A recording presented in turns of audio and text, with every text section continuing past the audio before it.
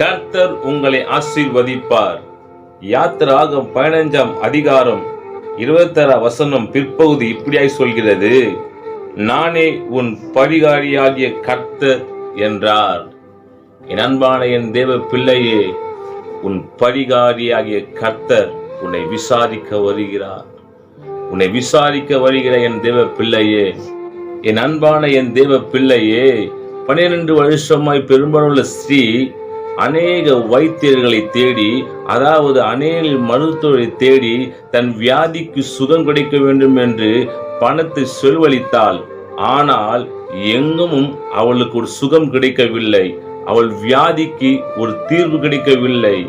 அவள் இயேசுவை கேள்விப்பட்டு அவள் விசுவாசத்தோடு கடந்து போகிறாள். அவள் கடந்து போய் அங்கு இயேசுவின் வஸ்திரத்தை தொட்டாள். உடனே அவள் வியாதி நீங்கி அவள் சுகம் பெற்றாள்.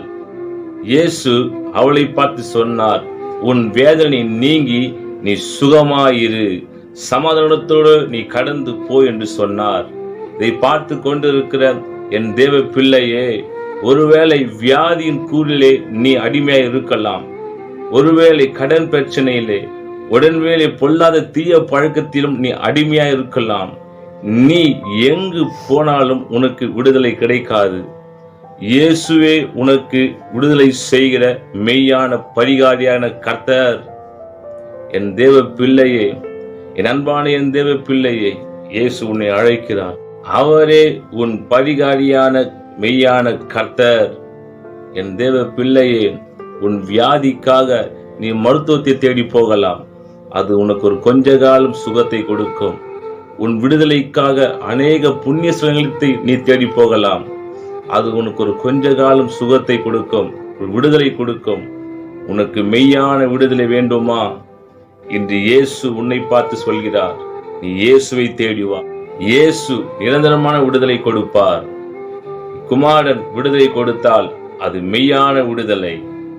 என் தேவ பிள்ளையை, கர்த்தர் இந்த நாளில் உங்களை எல்லாம் காரியத்திலிருந்து விடுதலையாக்க விரும்புகிறார். இடம் கொடுத்தால் கர்த்தர் இந்த நாளில் கர்த்தர் செய்வார். நான் உங்களுக்காய் செபிக்க போகிறேன்.